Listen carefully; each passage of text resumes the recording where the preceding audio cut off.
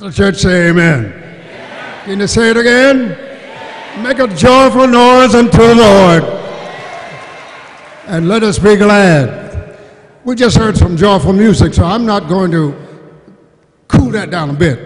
I just want to say a couple of words about the person that I'm introducing today. I want to tell you that he is a son of the Delaware Conference. When he was born, I belonged to another denomination. But when he was 2, I joined the United Methodist Church and the Delaware Conference. And he's been a part of the Delaware Conference ever since, until he became a pastor in Ohio. And so I just want to say that when I entered the ministry, he was 7 years old. And everywhere I went, he wanted to go with me. And it occurred to me down the road that maybe he's going to be a preacher. And then when he graduated from Central High here in Philadelphia, he said, "Dad, I want to go to George Washington University because they have a great pre-law school." I said, "What? How about you go to a United Methodist school where I can get some scholarships?"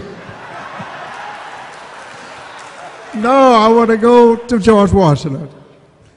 Well, his mother and I said, "If you want to go, we're going to let you go, and we're going to have to borrow some money." And so we did. And then in the sophomore year, he called me early one morning and said, "Dad, I think I know what I have to do. I got to preach." He's been preaching ever since. Ever since. And so I thank God that he was guided and directed by the Delaware Conference. He had a lot of good experiences as even in nursery, in Trinity Church, and in the conference activities.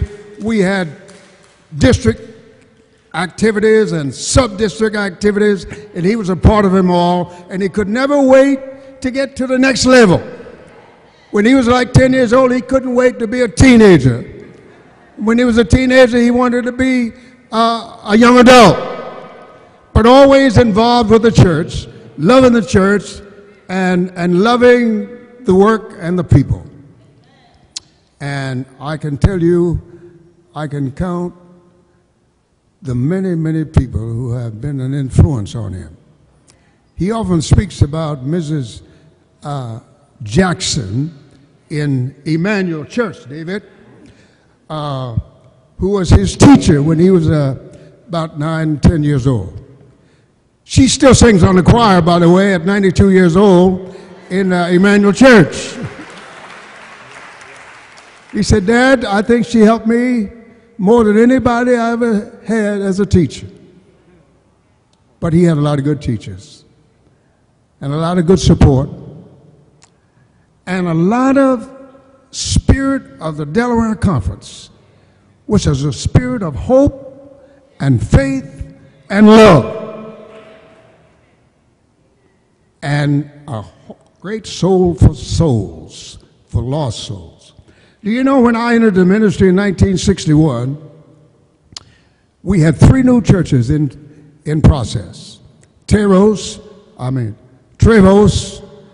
Tioga Church, West Philadelphia Church.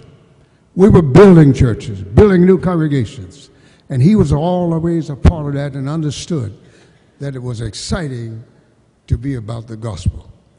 And so I simply want to introduce Bishop Gregory Vaughn Palmer, the bishop of the West Ohio Conference, a son of the Delaware Conference, and my son.